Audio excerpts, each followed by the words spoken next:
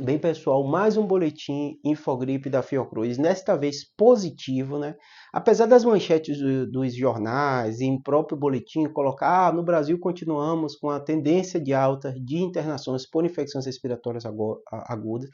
Você lendo essa manchete, você se assusta e acha que a gente ainda está vivendo uma grande onda e que a gente vai passar ainda aumentando muito nas próximas semanas. Mas quando você coloca uma lupa nos dados que eles soltaram, a gente percebe, né, que dois estados importantes, né? Mato Grosso e São Paulo, com uma tendência de queda importante.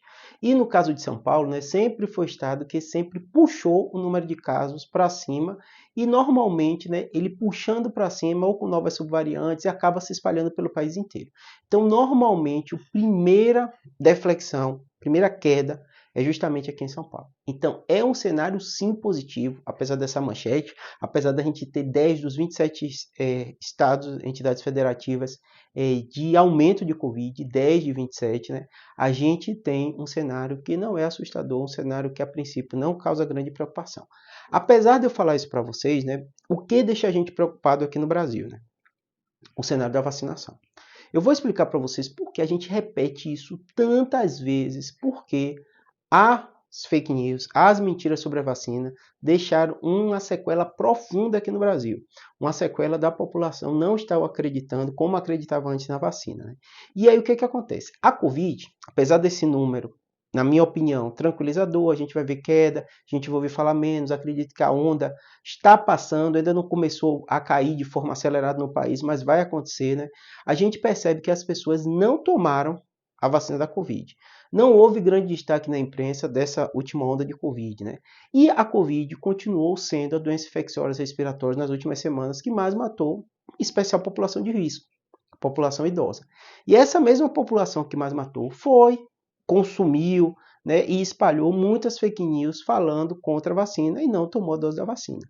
Ou seja, apesar de não vivermos o caos que a gente viveu na pandemia, eu acredito que a gente não vai viver, pelo menos novamente, com o Covid, pode ser com outra doença, né?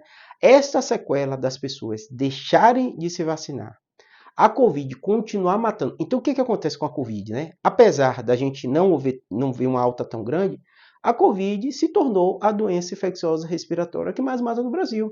E de forma prolongada. Claro que você assusta quando você fala assim, 10 mil pessoas morriam numa semana de Covid. É um número assustador. Mas a gente vai ver, provavelmente, números altos, né, de milhares de pessoas morrendo durante todo o ano. Então, realmente, são menos pessoas morrendo, mas a gente vai viver um platô de Covid ainda, de gente morrendo de Covid, talvez como a gente vê de gripe, durante muito tempo. Estou falando como a gente vê de gripe, mas a Covid é mais grave do que a gripe. Ou seja, muitos brasileiros nos próximos anos devem estar morrendo de Covid. E esses mesmos brasileiros, que são a população idosa, não estão tomando dose de reforço da vacina, que vai precisar ser atualizada de tempo em tempo. Então agora o papel educativo da gente falar de Covid é muito mais nesse sentido. Não que a gente vai ver caos, não que a gente vai ter isso, mas vão ter parentes seus, parentes meus, pessoas conhecidas, idosos que a gente ama morrendo de Covid e pode ser por desinformação. Por isso que esse processo chatinho de educar, de informar, de falar é tão essencial, tá bom? Espero que tenha ajudado. Abraço.